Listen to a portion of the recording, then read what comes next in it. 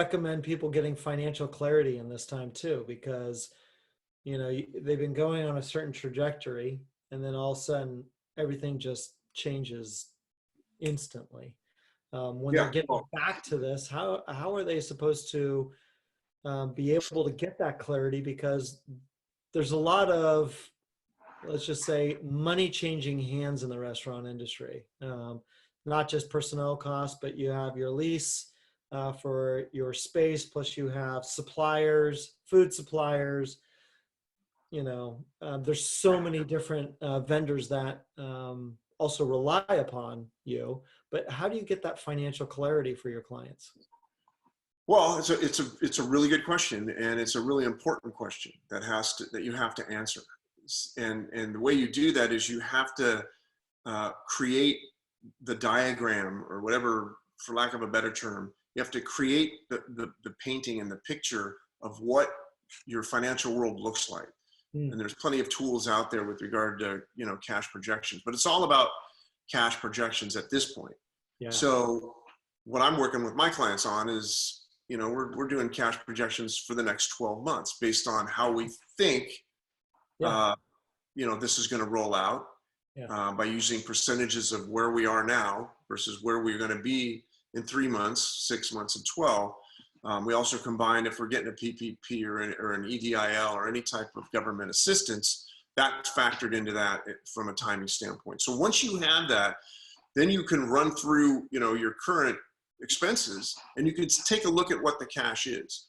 Now, in 90% of the cases, you're going to not have the cash because you can't run at this at 75% less volume and be able to manage your business. So that next step, which is what we've been working on up to this point too, is you got to have communication relationships with your vendors. If you didn't have them before, you have to have them now. There's no other way around it, and it starts with rent. And if I'm a landlord and I see that you've put this cash projection together, and I could see that you don't have the money, I'm going to be much more willing to work with you on some type of abatement, up until you start to ramp up, whether it's a percentage or just whatever the case may be. You have to open the lines of communication, as opposed to you just saying, hey, I don't have any money, man. I can't pay rent. That's not what landlords want to hear. They want to hear that you have a plan. And here's my plan. Here's where I see takeout going. Here's where I see delivery. Here's where I see dine in 3 weeks. And so if you look at my expenses in relation to that, here's where you fit in. So deferment is a waste of time. To ask for a deferment, unless they're going to add it to the end of the lease.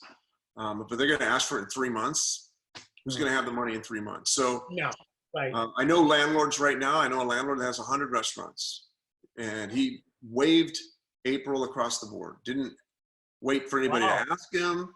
He just said nobody pays rent in April, and nobody has to pay it back.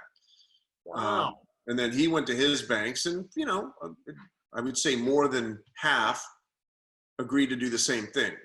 There was a couple that I won't mention any names, Wells Fargo, that basically told them, or basically didn't even respond. So it's ridiculous. Some of these. Did I say that out loud? I'm sorry. I knew it was in my head. I didn't know I was gonna. But anyway,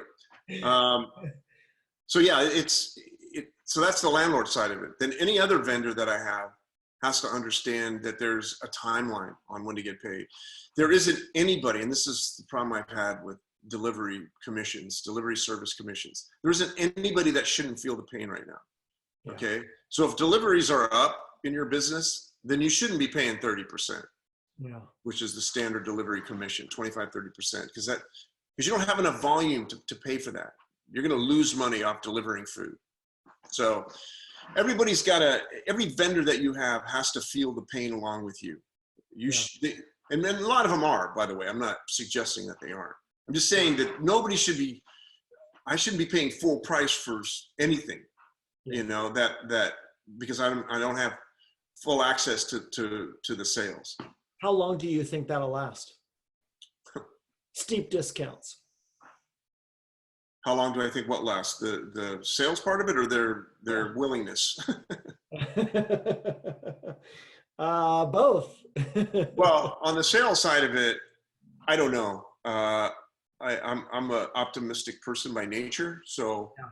I'm thinking, you know, as we start to get into out of May, I think when we first start this process and we get into June, where it'll become a little more Better idea. standard procedure.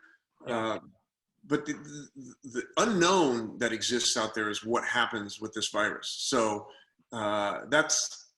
it's all speculation. This is if everything goes right and the virus and all the efforts that we put in, you know, to flatten the curve, excuse me, have worked, and we're able to minimize the damage from the virus. Then I think, you know, as we get through June, things will start to head to the next phase, which is a little closer to normal. But the point is, closer to normal doesn't put you at 100%. So if you're at 25% of what you once were, and you can get it to 50 in this next phase, then you're looking pretty good. Then your goal is to go up another 25% in phase 2.